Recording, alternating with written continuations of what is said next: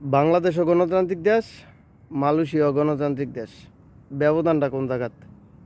ব্যবধানটা হয়েছে মালয়েশিয়া কোনো মারামারি হয় না, কোনো কাটাকাটি হয় না, কোনো আন্দোলন হয় না, কোনো মিটিং মিছিল কোনো কিছু হয় না। যারা মালয়েশিয়া আছে তারা অবশ্যই জানে, আর যারা মালয়েশিয়া ঘুরতে তারাও জানে।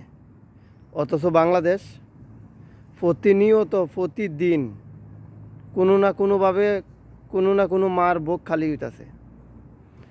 কোনো বাপ সন্তান হারা হইতেছে, কোনো মা সন্তান হারা হইতেছে, কোনো ছেলে সন্তান তার পিতামাতা সারা এতিম হইতেছে।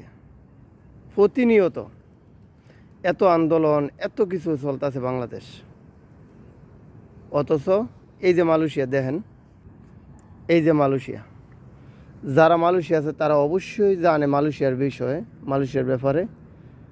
যে যার যার মতো চলতে আছে, যে যার যার মতো কাজ করতে আছে, কোনো আন্দোলন নাই, কোনো রাগারাগি, মারামারি, কাটাকাটি, ঝগড়া, গ্যাঞ্জাম, সার দোকানে বইয়া বিড়ি খাবে, আড্ডা দিবে, এরকম কোনো ইয়া নাই।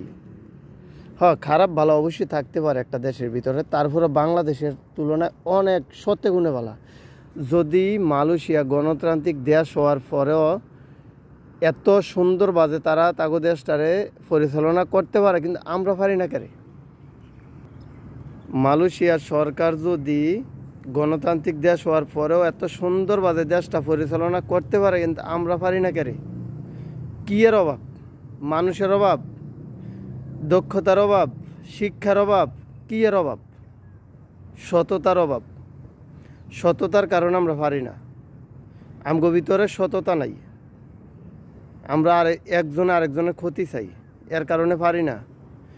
বাংলাদেশের জনগণ আর মারামারি, কাটাকাটি, হত্যা, খুন, গুম, ধর্ষণ, আহাজারি, সিন্ডিকেট, দালালি এটি চায় না। এটি বাঙালি এখন আর পছন্দ করে না। মিডিয়ার সামনে লেকচার মারা বাঙালি আর পছন্দ করে না। দেশটারে সংস্কার করেন, দেশটারে ঠিক করেন, আর কারো মার বুক খালি করেন না, আর কারো ছেলে সন্তানরে এতিম করেন না। যদি আপনাকে শিক্ষার অভাব হয়, আবার শিক্ষা অর্জন করেন, অন্য দেশগুলার দিকে তাকান, তারা দেশগুলা কেমনে সাজায়, কেমনে পরিচালনা করে, আমরা পারি না কেরে? একটা রাষ্ট্রের সরকার চাইলে সব কিছু করতে পারে। বাংলাদেশও ইনশাল্লাহ পারবো, আমরা আশা রাখি। ইনশাল্লাহ চেষ্টা করতে হবে।